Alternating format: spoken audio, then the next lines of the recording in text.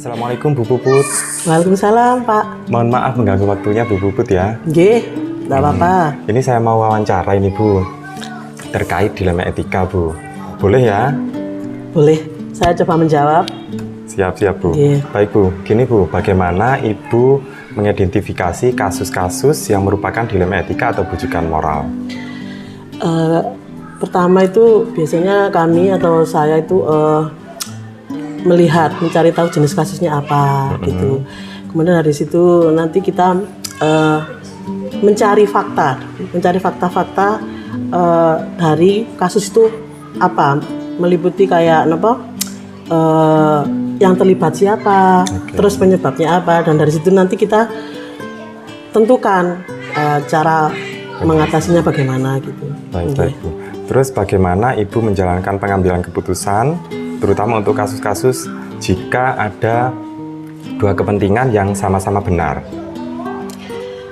Kalau sama-sama benar, saya cari apa itu, saya tentukan urgensinya apa. Hal-hal yang mendesak antara keduanya itu biasanya masa kan nggak mungkin sama gitu. Iya. Jadi saya lihat dulu urgensinya antara masalah itu apa.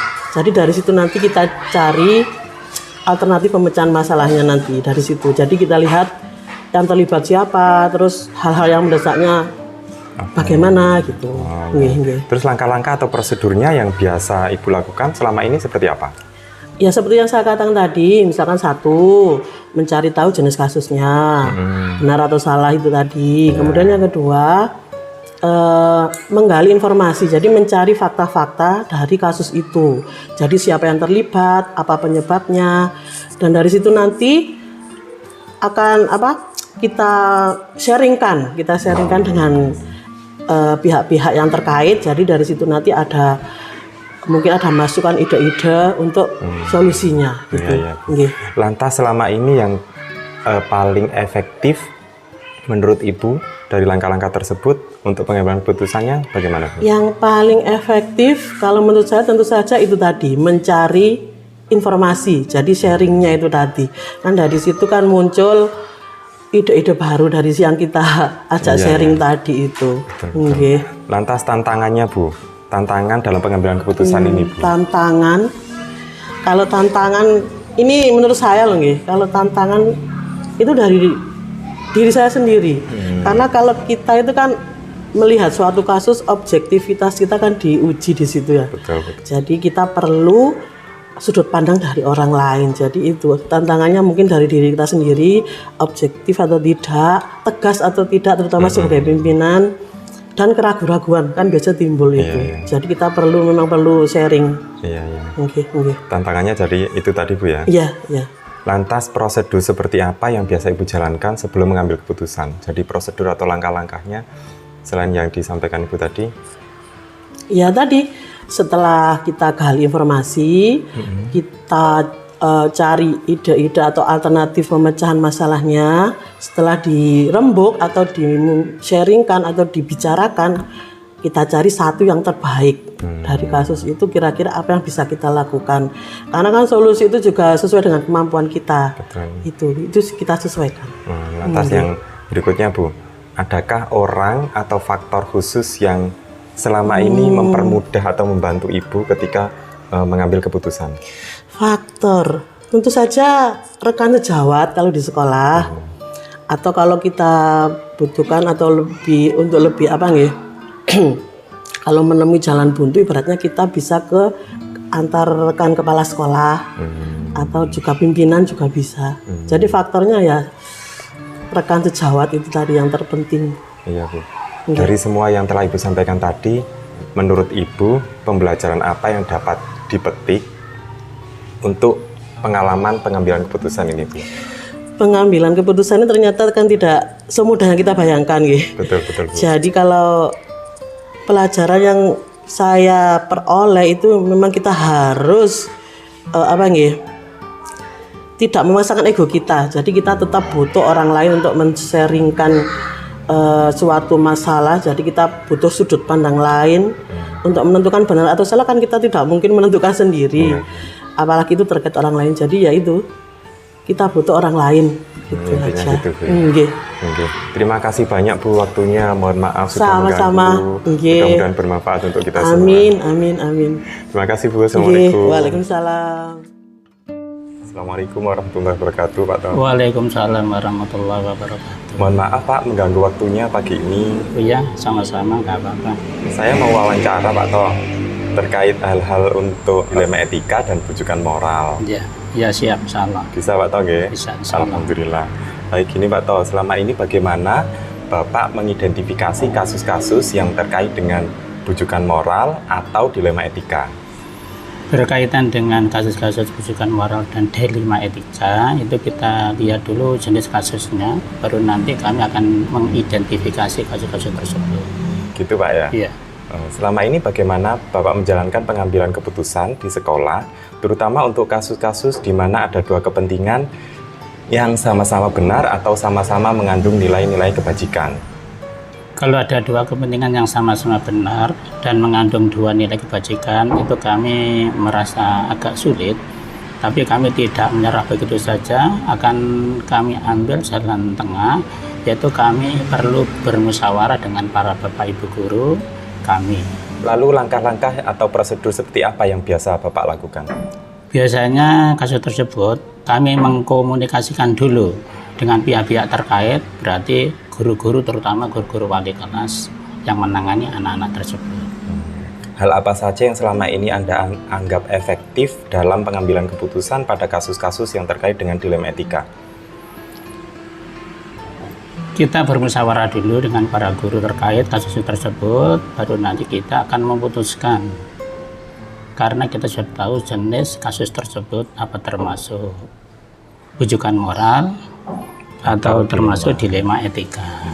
Hal apa saja yang selama ini merupakan tantangan dalam pengambilan keputusan pada kasus dilema etika, Pak? Kita merasa kesulitan karena ada dua kasus yang sama-sama baik. Itu langkah kami, di samping kami bermusyawarah dengan para Bapak Ibu guru, kami tidak lupa untuk melakukan istikharah. Karena dengan istikharah itu adalah langkah yang terbaik bagi kami. Alhamdulillah. Itu. Lantas apakah Bapak punya bentuk prosedurnya seperti apa? Selain istikharah tadi, prosedur yang Bapak lakukan atau jalankan seperti apa? Iya, dengan prosedur yang kami lakukan, dengan menghadirkan para Bapak Ibu guru dan istikharah tadi, kami juga perlu masukan dari para Bapak Ibu guru terkait kasus tersebut, termasuk masukan, saran, dan usul. Itu akan sangat kami perlukan. Lantas apakah ada seseorang atau faktor apa yang selama ini mempermudah atau membantu Bapak dalam pengambilan keputusan pada kasus-kasus terkait dilema etika?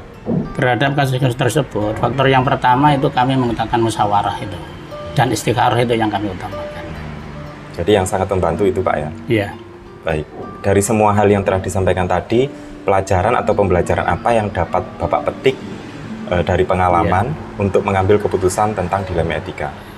Kayaknya kalau kita melihat kasus-kasus tersebut akan membuat kami semakin tanggap terhadap permasalahan, terhadap kasus, juga akan membuat kami menangani kasus-kasus tersebut tidak gegabah dan membuat hati semakin sabar.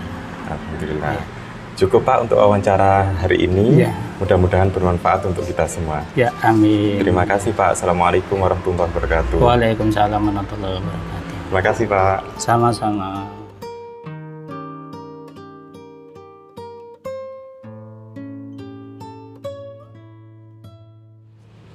Assalamualaikum warahmatullahi wabarakatuh. Ibu dan Bapak sekalian, hal menarik yang saya peroleh dari wawancara kedua kepala sekolah tersebut adalah ada salah satu kepala sekolah yang sama sekali tidak memahami tentang 4 paradigma, 3 prinsip, dan 9 langkah pengambilan keputusan. Sementara kepala sekolah yang satu, beliau cukup memahami, meskipun dari 9 langkah proses pengujian pengambilan keputusan, beliau tidak memahaminya secara utuh. Namun ada beberapa sebagian yang sudah beliau pelajari dan sudah beliau terapkan dalam pengambilan keputusan di sekolahnya.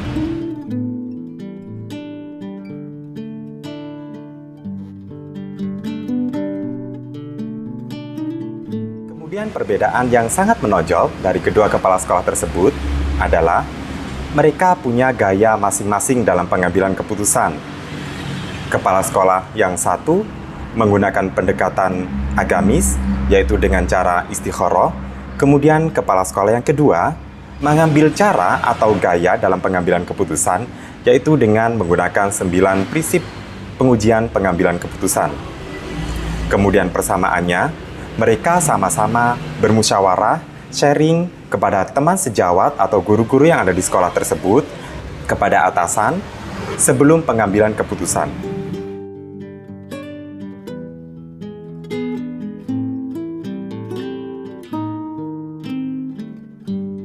Lantas, yang ketiga, bagaimana cara mereka mengukur keberhasilan dalam pengambilan keputusan yang tepat? Maka mereka menggunakan sistem atau cara dengan bermusyawarah. Intinya adalah dalam bermusyawarah.